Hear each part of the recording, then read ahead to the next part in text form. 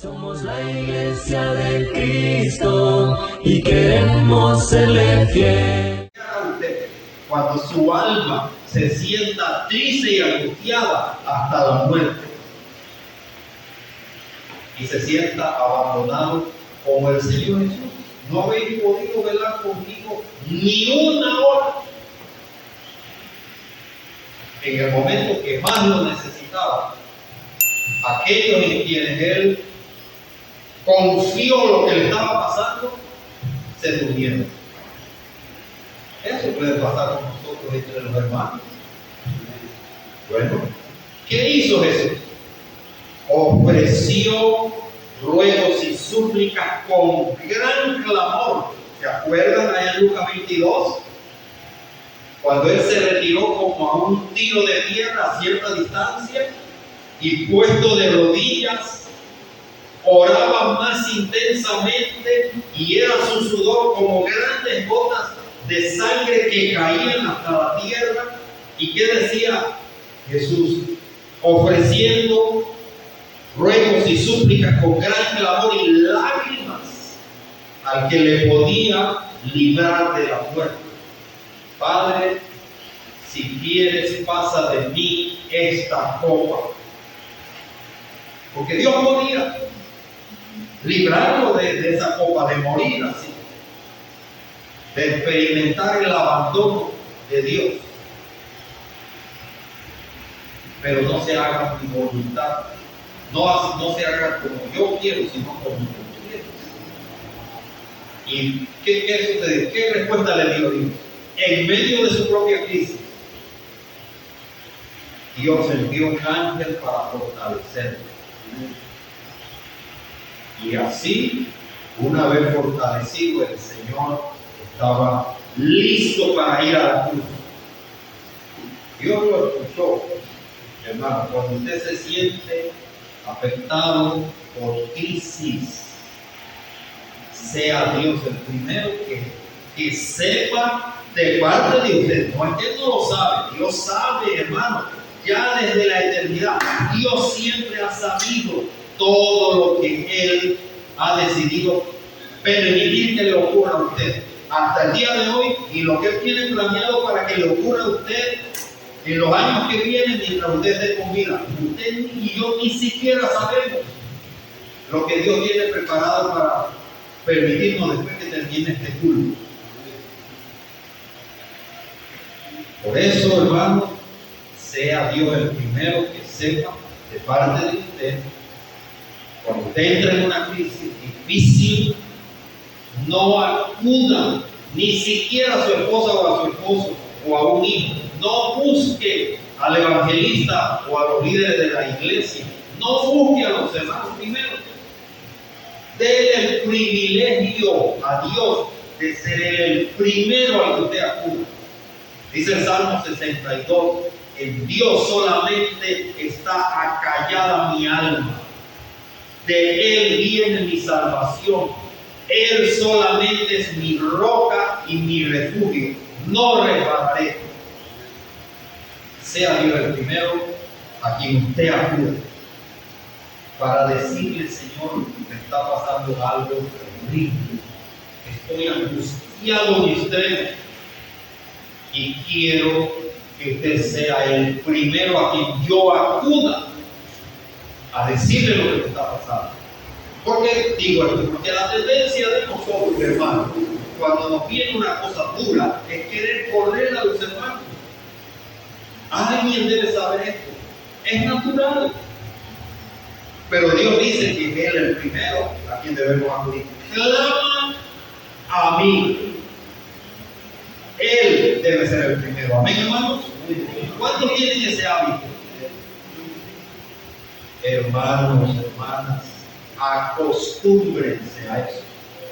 Créanlo, está hablando alguien que aprendió eso hace muchos años atrás y lo practica. Cuando yo entro en una situación de ansiedad, de angustia, una preocupación, lo que sea, no es mi esposa Serafina la primera persona, es Dios. El hogar, la familia, Entonces dijo Dios, esto es ahora, el hombre Adán, esto es ahora carne de mi carne, esta será llamada varona. Y Dios dijo, por esto dejará el hombre a su padre y a su madre, y se unirá a su mujer, y los dos serán ¿qué? Una sola carne. ¿Qué usted ve allí? Perfección. Hasta ese momento, hermanos, estos pasajes nos enseñan que había plena armonía entre Dios y Adán. Y por supuesto, Eva. Pero el pecado de Adán rompió esa armonía y el mundo entró en crisis. Todos sabemos cómo ocurrieron los hechos.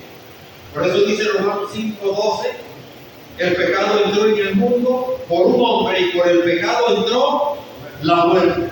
Así la muerte pasó a todos los hombres por cuanto todos pecaron.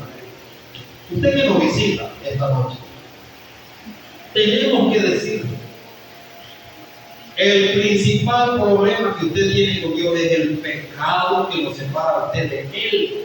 Entre usted y Dios no hay comunión, no hay una relación, porque el pecado se interpone entre usted y Dios. Por eso dice la Biblia en Romanos 6:23 que la paga del pecado es muerte, y en Romanos 3:23 dice que todos pecaron y están destituidos de la gloria de Dios. El pecado es el responsable de esta crisis en que hemos entrado como pecadores. El pecado causa crisis familiar. Mire, siga leyendo Génesis en el capítulo 4. Comienza las consecuencias. Caín mata a su hermano Abel. ¿Cómo se sintieron Adán y Eva? Imagínense eso.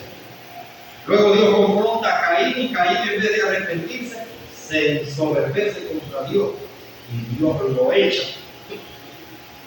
¿Cómo se sintió Eva y Adán al saber nosotros tenemos la culpa por haber desobedecido a Dios? Bueno, de ahí en adelante vino la infidelidad conyugal, la fornicación, el divorcio, la poligamia y una serie de maldad, hasta que la Biblia dice en Génesis capítulo 6 que vio Dios la maldad del ser humano, y dice la Biblia que la tierra se corrompió delante de Dios a tal punto que Dios decidió el fin de la humanidad. He decidido, le dijo Dios a Noé, exterminar a la humanidad. Pero Noé halló gracia delante de Dios. Imagínense que Noé no hubiera hallado gracia, no existiría ya. Dios hubiera extinguido la humanidad. El pecado es la causa de las guerras. Vamos a leer un poquito este pasaje de Santiago. Usted quiere saber, bueno, ¿por qué hay guerras personales, guerras conyugales, guerras familiares? ¿Por qué hay guerras entre vecinos? ¿Por qué hay guerras entre naciones? Ya mencioné algunas aquí. ¿De dónde? Santiago capítulo 4, versículo 1 contesta, primero pregunta, versículo 1 al 3 dice, ¿de dónde vienen las guerras y los pleitos entre vosotros? Y en forma de pregunta hay una respuesta. No entre vuestras pasiones las cuales combaten vuestros miembros.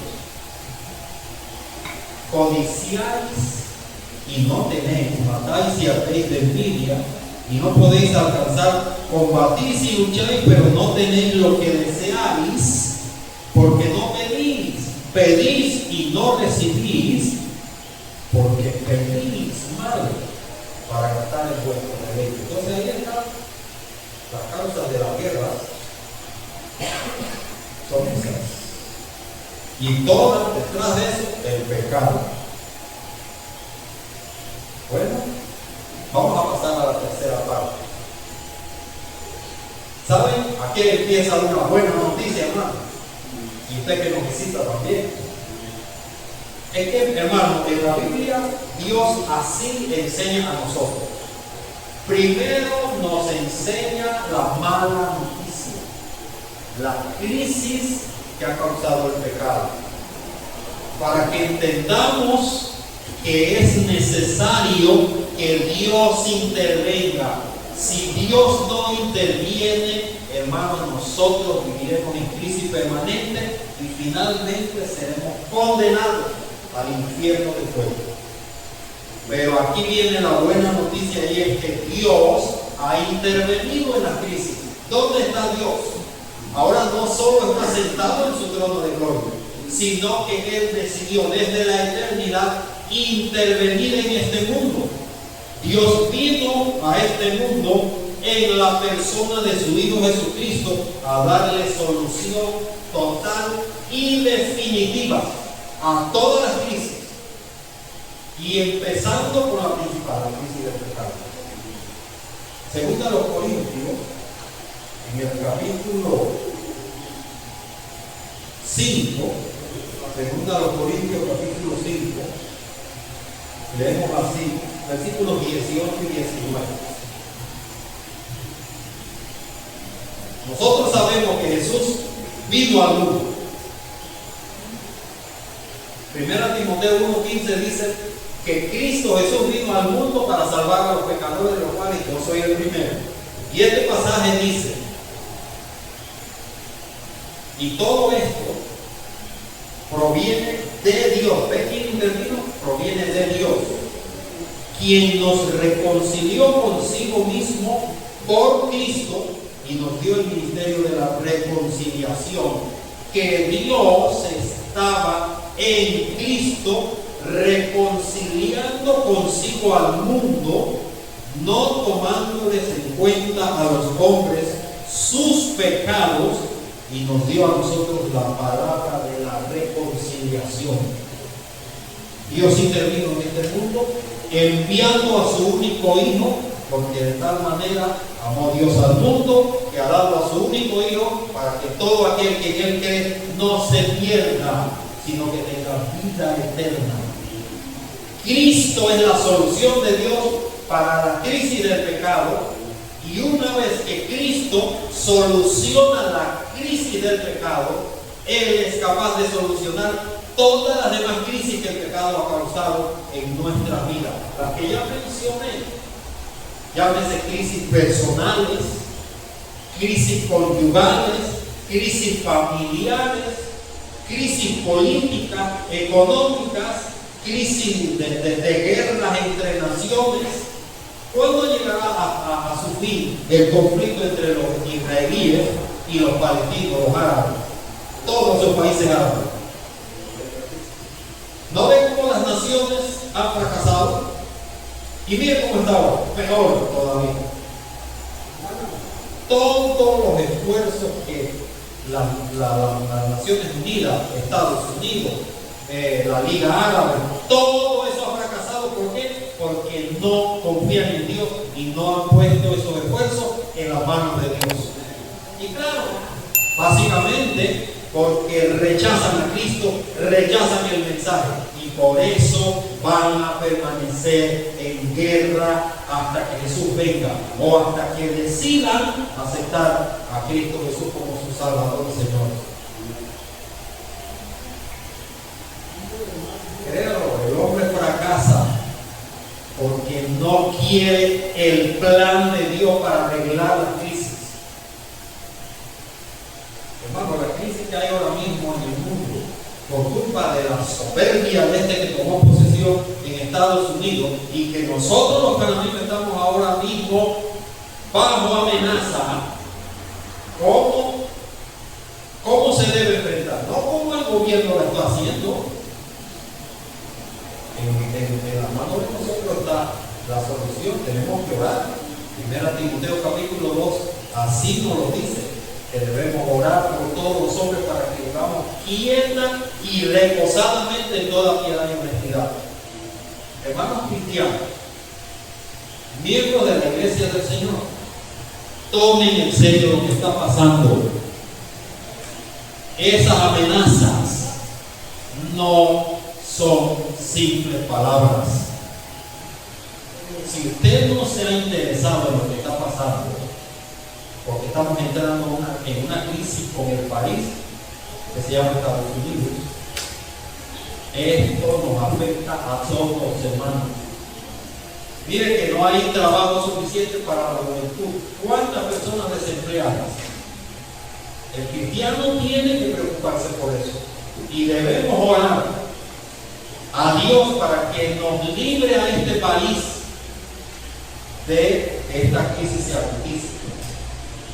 Están las grandes potencias peleándose sus intereses, y nosotros los países pequeños somos los que estamos sufriendo las consecuencias. Entonces hay que orar, hermano. Esta crisis solo Dios la puede solucionar. Amén. Sí, hermanos, la iglesia del Señor, los cristianos han vivido crisis peores que esto, y con la oración han sido más que vencedores. Entonces, ¿qué hizo Cristo para solucionar de una vez por todas la crisis del pecado?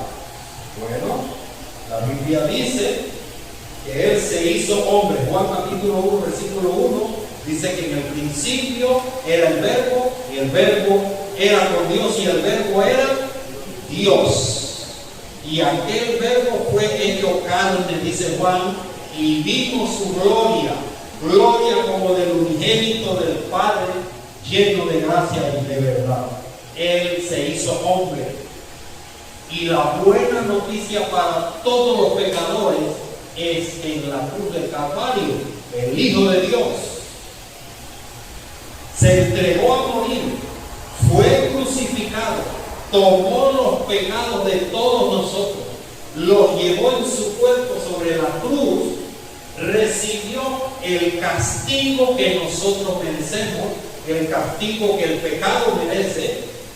Él murió en lugar de nosotros, y de esa manera la justicia de Dios quedó satisfecha, de tal manera que Dios pudo tener misericordia de nosotros y ahora nos ofrece el perdón.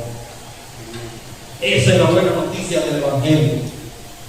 Dios muestra su amor para con nosotros en que, siendo aún pecadores, Cristo murió por nosotros.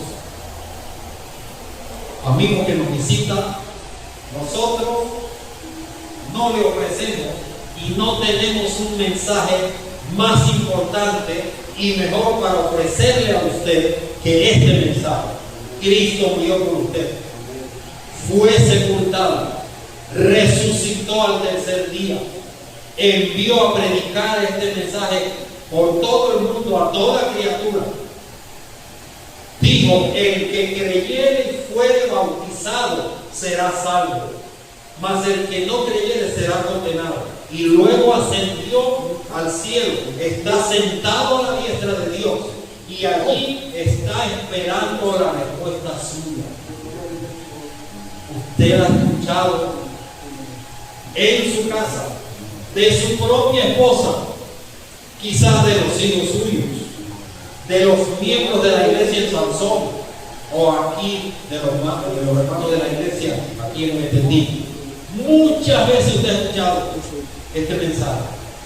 Es Dios que le está insistiendo. Dios le ha preservado la vida a usted, lo tiene con nosotros esta noche aquí, le ha librado de la muerte y le sigue insistiendo, dándole la oportunidad y diciéndole: hoy es el tiempo aceptable, hoy es el día de salvación.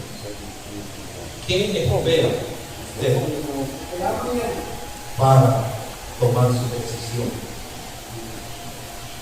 Hoy salimos a invitar para esta noche a personas y le predicamos el Evangelio a 3. Bueno, incluyendo la mamá de la hermana Josefina, pero 4.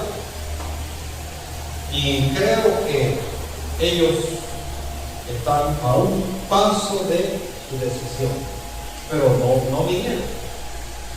No vinieron. Usted sí vino, gracias a Dios. ¿Qué hará usted esta noche? ¿Cuál es su decisión? Decidirá esta noche, hoy es el día. Basta ya de yo estar diciendo no a Dios, no a Cristo, no a la salvación. Hoy quiero yo entregar mi vida a Cristo. Ojalá esa sea su decisión. O saldrá usted de aquí, regresará a su casa, igual como siempre, viviendo en pecado y exponiéndose a morir físicamente, a pasar al otro lado y quedar separado de Dios para siempre.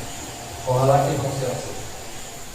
Espero que Declarando a una voz, somos la iglesia de Cristo, somos siervos de Dios.